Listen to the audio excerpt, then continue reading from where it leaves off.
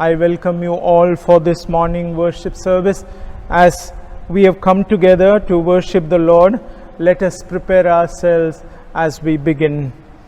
I read from Psalm 121, Kirtane 121. I lift up my eyes to the hill, from where does my help come? My help comes from the Lord who made heaven and earth.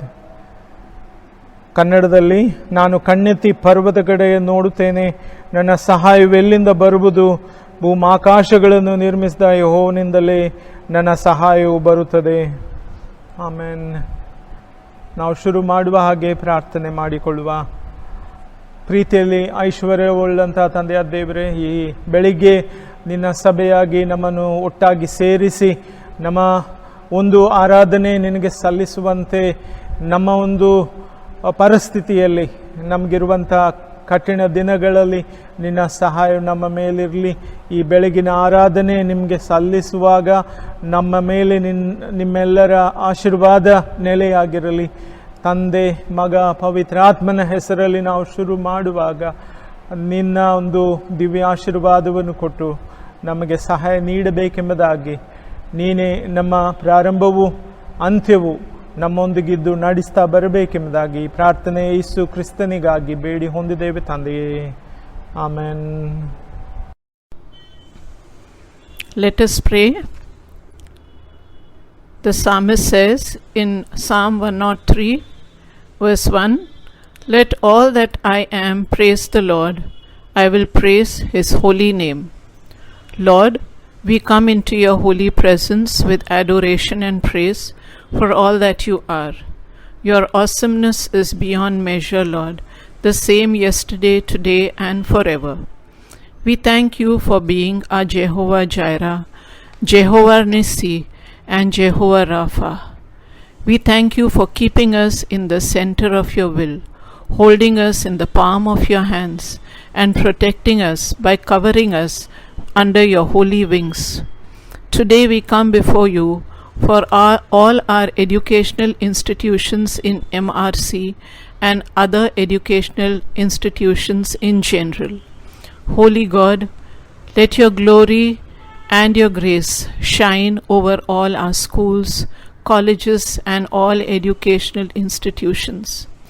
As Christian educators, help us to be the salt and the light to bring souls into your glorious light.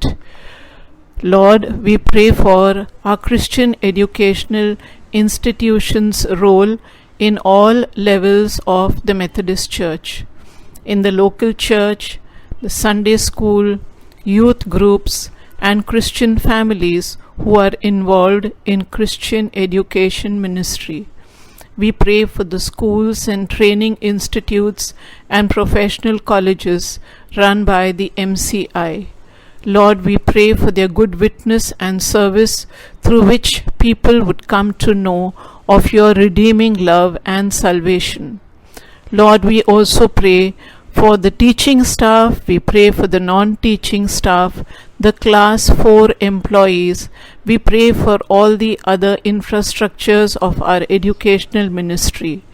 Lord, we know that we need proper staff. We need the staff who are believers and who can glorify your name. We also know, Lord, that you are a God who is no man's debtor, and you will provide for all the financial needs and for every other infrastructural need. Lord, we pray for the general conference, we pray for the regional conference, the local conference officers, and the pastors and families who are working in the Lord's vineyard. We pray for local church organizations like the Sunday school, the MYF, the WSCS, and the MMF, and their role in the church growth. We pray, Lord, that spirit-filled Christians would come forward and take up the baton of educating your people. We pray, Lord, that no one would come with vested interests and ulterior motives.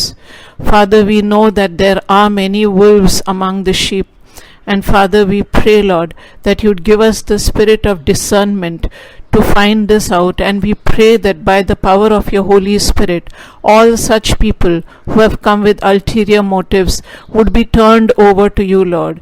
They would abandon their old ways, Lord, and they would come into the glorious light of your salvation, turn from their wicked ways, and come to you with total repentance. Lord, we pray for peaceful coexistence of our pastorate committee members with church members and with the pastors. We release your peace, Lord, on their working, and we pray, Lord, that you would help all the committees to shift their focus from non-spiritual matters and specially focus on spiritual matters as we are in the last days. Help us, Lord, not to wrangle only on monetary matters or things that are of no concern to you, Lord, because we are working under a rich God, a God who is so resourceful, a God who holds the whole world in his hands. And so, Master, we commit all these issues into your mighty hands, Lord. You have told us, Lord, to seek first the kingdom of God and its righteousness, and all the other things you have promised us would be added unto us. Lord, we rebuke the work of Satan in your holy institutions, and we pray, Lord, that he would not have a hand over your money, that he would not have a hand over your people and over the committee members. Father, we also commit our college, universities, and all the other professional courses and institutions into your mighty hand. As the online exams are being held, right now there are ongoing online exams, and also, Lord, there would be the exams coming up very soon of all our universities and boards. Lord, we commit all our students into your mighty hands, and we pray, Lord, that as our students give their online exams, they would be able to commit, they would be able to submit all their papers in all honesty and integrity. May all fair means be used. Once again, Lord, we commit our churches, our educational institutions, our country and its leaders, and the present COVID scenario. Lord, you release your peace and your healing upon us and upon your land. In Jesus' name we pray. Amen.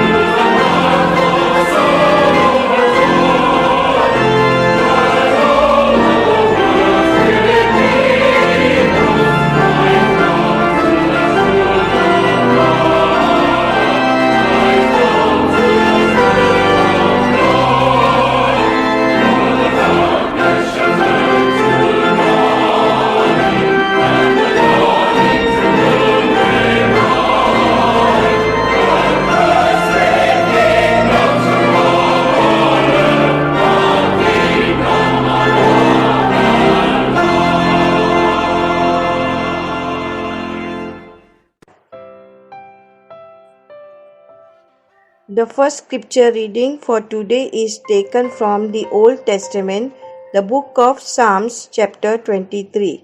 Psalms chapter 23. The Lord is my shepherd, I shall not want. He makes me lie down in green pastures. He leads me beside still waters. He restores my soul. He leads me in paths of righteousness for his name's sake. Even though I walk through the valley of the shadow of death, I fear no evil, for thou art with me. Thy rod and thy staff, they comfort me. Thou preparest a table before me in the presence of my enemies. Thou anointest my head with oil, my cup overflows. Surely goodness and mercy shall follow me all the days of my life, and I shall dwell in the house of the Lord forever. May the Lord add his blessings to the reading of his word. Amen. The second scripture readings for today are taken from the New Testament, Acts chapter 18 verses 5 to 10 and Matthew chapter 1 verses 21 to 23. The first reading is from the book of Acts chapter 18 verses 5 to 10. Acts chapter 18 verses 5 to 10. When Silas and Timothy had come from Macedonia, Paul was compelled by the Spirit and testified to the Jews that Jesus is the Christ. But when they opposed him and blasphemed, he shook his garments and said to them, Your blood be upon your own heads. I am clean. From now on I will go to the Gentiles. And he departed from there and entered the house of a certain man named Justus, one who worshipped God, whose house was next door to the synagogue. Then Crispus, the ruler of the synagogue, believed on the Lord with all his household. And many of the Corinthians, hearing, believed and were baptized. Now the Lord spoke to Paul in the night by a vision. Do not be afraid, but speak, and do not keep silent, for I am with you, and no one will attack you to hurt you, for I have many people in this city. The second reading is from the Gospel according to Matthew, chapter 1, verses 21 to 23. Matthew, chapter 1, verses 21 to 23. And she shall bring forth a son, and you shall call his name Jesus, for he will save his people from their sins. So all this was done that it might be fulfilled which was spoken by the Lord through the prophets, saying, Behold, the virgin shall be with child, and bear a son, and they shall call his name Emmanuel, which is translated God with us. Here ends the scripture portion for today. May the Lord add his blessings to the reading and understanding of his word. Amen.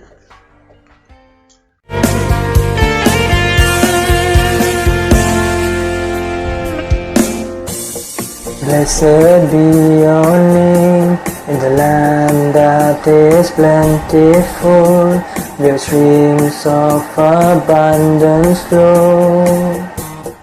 Blessed be your name. Blessed be your name when found in the desert place. Don't walk through wilderness. Blessed be your name. Every blessing you pour out, I turn back to praise. When the darkness closes in, Lord, still I will say, blessed be the name of the Lord. Blessed be your name. Blessed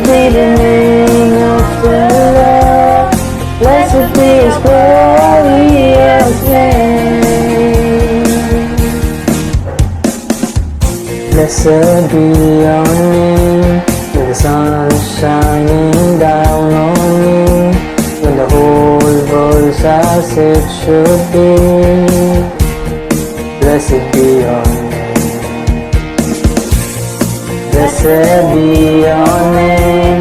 On the road marked with suffering, though there's pain in offering, blessed be your name. Every blessing you pour out and turn back to praise. When the darkness closes in, Lord, still I will say, blessed be the name of the Lord. Blessed be your name.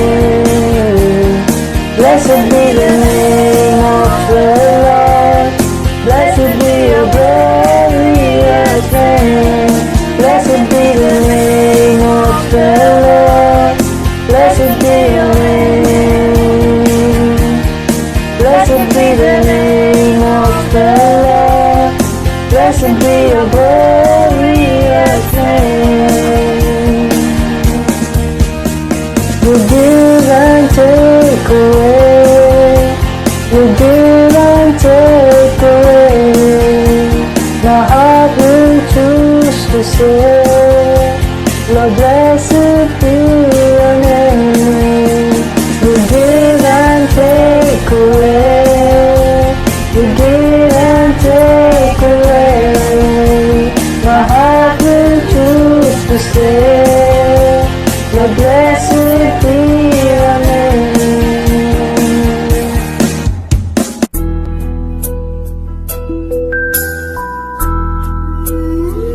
Be with us, Lord Jesus, wherever we go, Lord. We need your mercy. We need your grace, Lord, Master, upon us.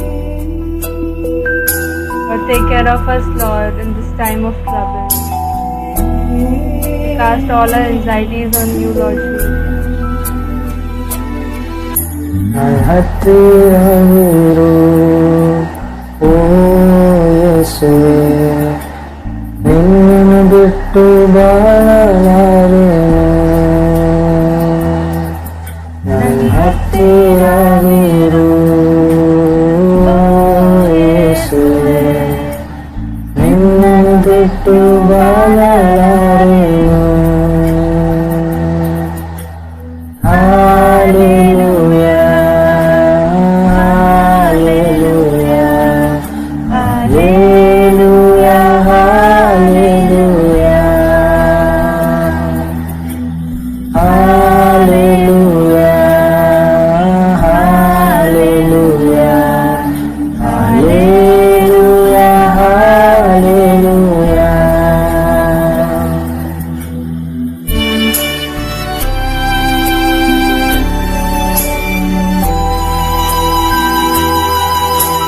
ಕತ್ತಲೆಯ ಸಮಯದಿ ಬೆಳಕಾಗಿರು, ಮರಣದ ಸಮಯದಿ ಜೀವವಾಗಿರು. ಕತ್ತಲೆಯ ಸಮಯದಿ ಬೆಳಕಾಗಿರು, ಮರಣದ ಸಮಯದಿ ಜೀವವಾಗಿರು. ನನ್ನ ಹತ್ತಿರವಿರು ಯೇಸುವೆ, ನಿನ್ನನ್ನು ಬಿಟ್ಟು ಬಾಳಲಾರೆನು. ನನ್ನ ಹತ್ತಿರವಿರು ಯೇಸುವೆ, ನಿನ್ನನ್ನು ಬಿಟ್ಟು ಬಾಳಲಾರೆನು.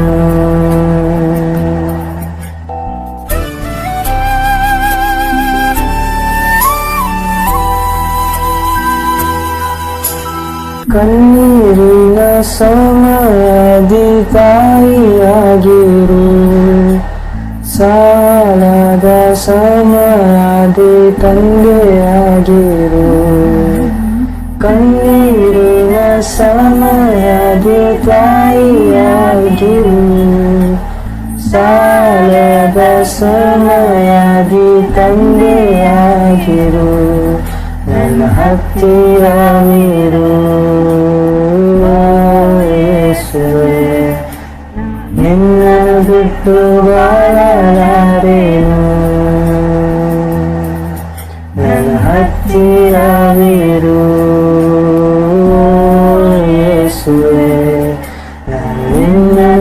dobaरा लहरें हो।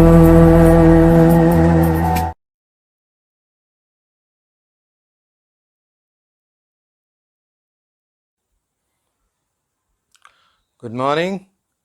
I greet you in the name of our Lord and Savior Jesus Christ. Today I stand here ministered through the Word of God by the courtesy of your pastor and the pastorate committee, for which I am thankful to all of them and to you in particular. Presently, we are all concerned about the pandemic and the adverse situation which has brought an uncertainty in our life, fear in our life. And this fear is now speaking on each one of us. Hence, Council of Education and Christian Nurture decided to have faith and fear as a main theme of the Christian Education Octave. And as we celebrate the Christian Education Sunday today, let's try to look at this theme, which is based on Psalms 23:4. There have been 3 Bible lessons which were read in front of us. This is Psalms 23:4, where psalmist encourages us to put our faith in God. He says, "Even though I walk through the valley of the shadow of death, I will fear no evil, for you are with me." Psalmist was very confirmed about God's presence in his life all through. In Psalms 118:6 he says, "The Lord is on my side, I will not fear. What can man do to me?" He further says in Psalms 27:1, he says, "The Lord is my light and my salvation. Whom shall I fear?" There is no fear. He has conquered fear. The entire psalm speaks about, is filled with the praise of goodness and greatness of God that each of us greatly need in our life to understand these present circumstances. The whole Bible reveals that fear has been a companion of human being from the days of beginning. It is the time when death entered humanity. While looking at all these things, we see our faith, the base of our faith. The problem lies in our faith in God. Is our faith in God a rationalized faith, or is it based on our intellectual understanding, or on the fact that we have heard from the so-called servants of God? Is our faith in God founded on the experience of those who are serving in the vineyard of the Lord, or is it based on our personal experience about God? How far have we been successful to experience God in our lives so that our faith may be further grounded? Unless we are certain about the base and the foundation of our faith, death phobia will always be there. And whenever we pass through the valley of the shadow of death, we will always be afraid. Adam and Eve, they were entrusted the whole creation, and they were given an order, a command. God used to personally come and visit them daily, and they too were eager to meet him on daily basis. But the day they disobeyed, fear cropped in, and they started hiding themselves from the presence of God. How has this happened? Because disobedience resulted in the entry of death into human life, and man became an animal who would perish, and therefore death has taken charge. Let's look at psalmist, a closer look at his statement. He, in verse 4 of 23rd chapter of Psalms, says in first part, "Even though I walk through the valley of the shadow of death. Here we see that psalmist has certainly accepted the reality of life, that every person has to pass through the valley of the shadow of death, because death has entered by the fall of human being. But in the later part of verse 4, psalmist clearly makes a definite statement, or rather we can say he makes a confident statement. I will fear no evil, for you are with me.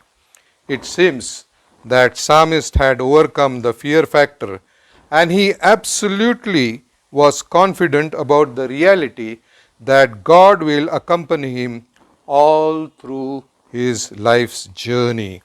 And therefore, the question then arises, through his life journey, why will God accompany him?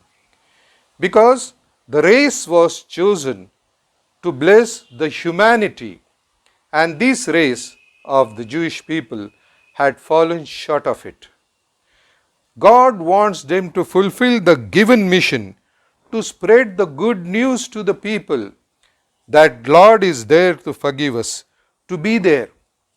But now, while doing so, each one has to bear his or her own cross, and it is not a matter of suffering, but rather a matter of privilege.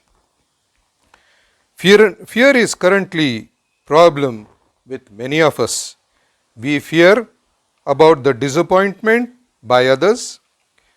We fear the failure of our suspected personal inadequacies.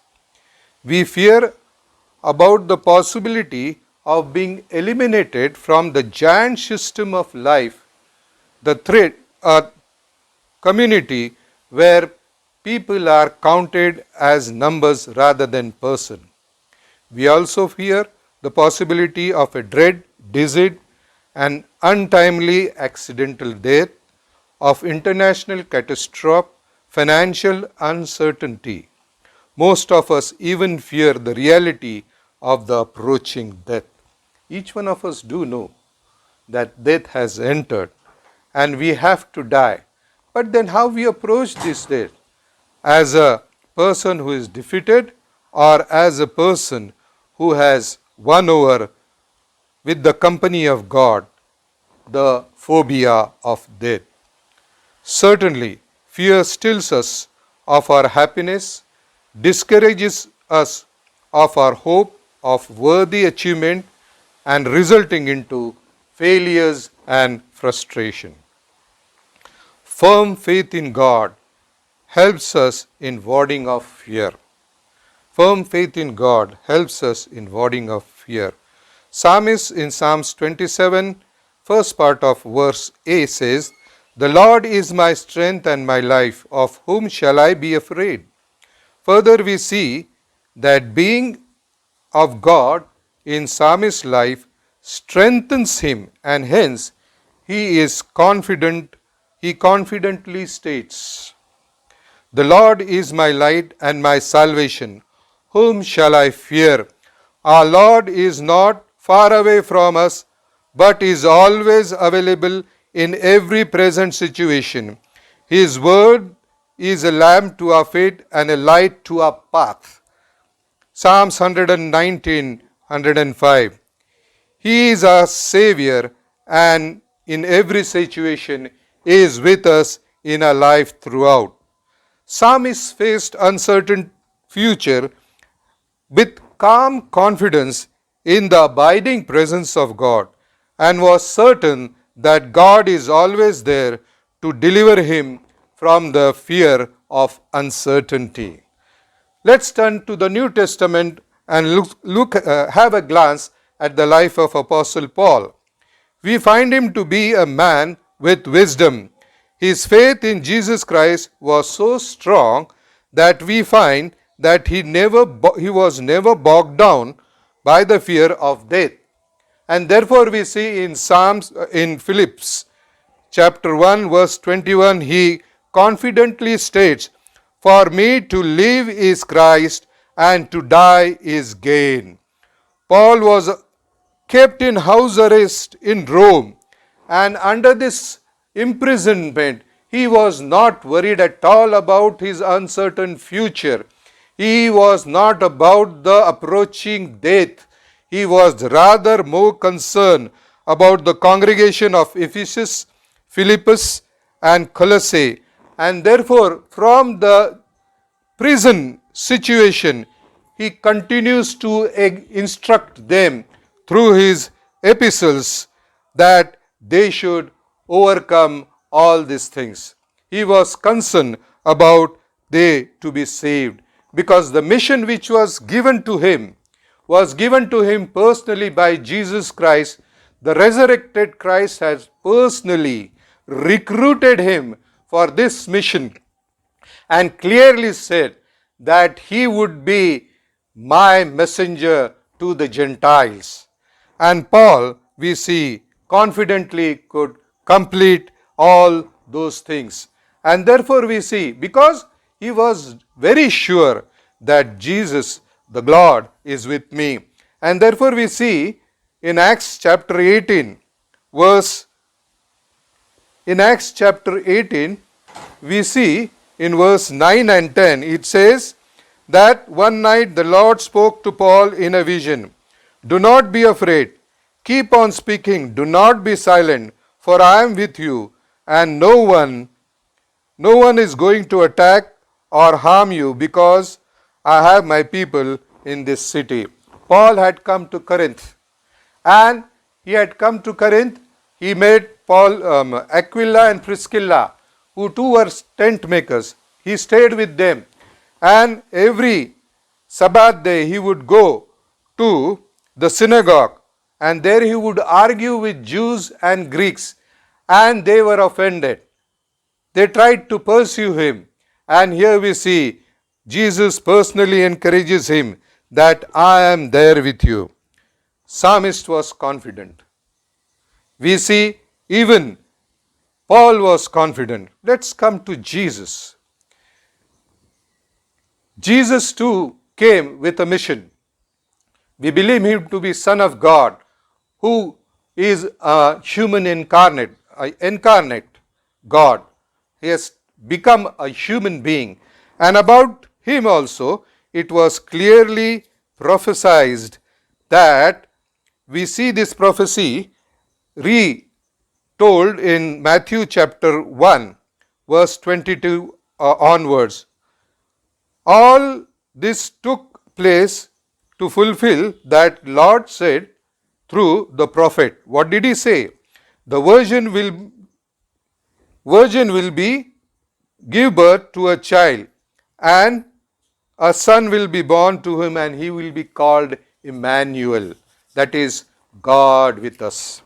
We see throughout Jesus' ministry life, he believed in the presence of God with him.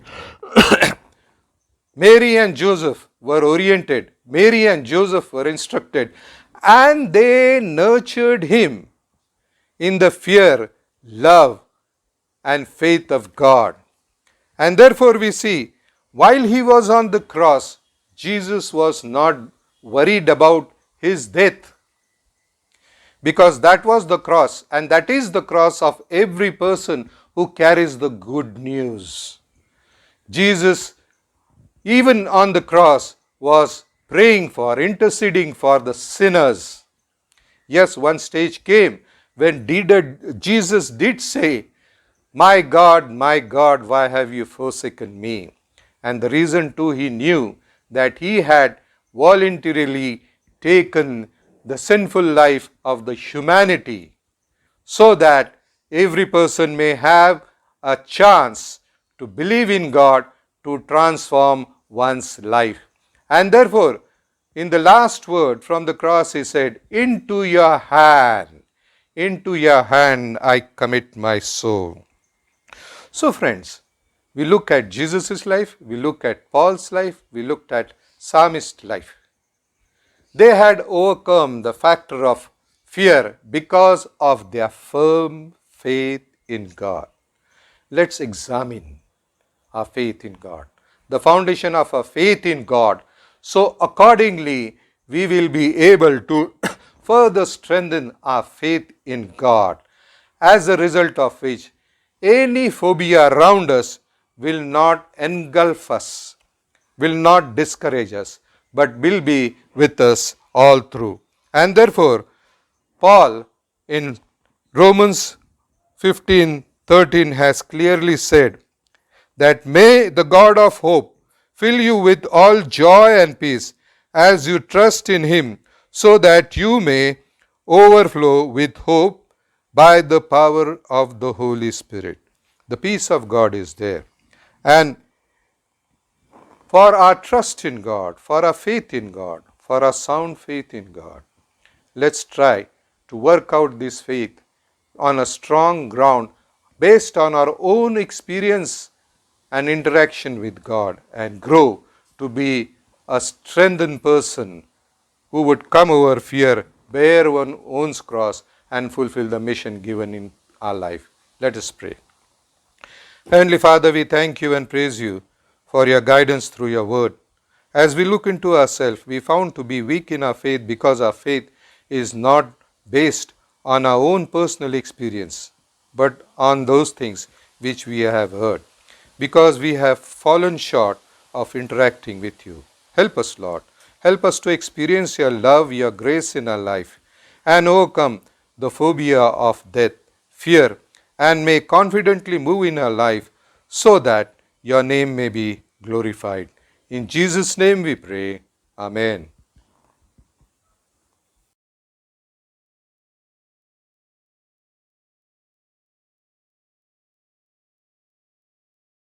Let us say the Lord's Prayer together. Our Father, who art in heaven, hallowed be thy name. Thy kingdom come. Thy will be done on earth as it is in heaven. Give us this day our daily bread, and forgive us our trespasses, as we forgive those who trespass against us. And lead us not into temptation, but deliver us from evil. For thine is the kingdom, the power, and the glory, forever and ever. Amen. We receive the benediction. May the grace of our Lord Jesus Christ live in our hearts and minds. The love of God, the Father Almighty, be with us in our studies, in our preaching, and in our service. And the power of the Holy Spirit be with us in our true witness in this country and in other places as your people, both now and forevermore. Amen.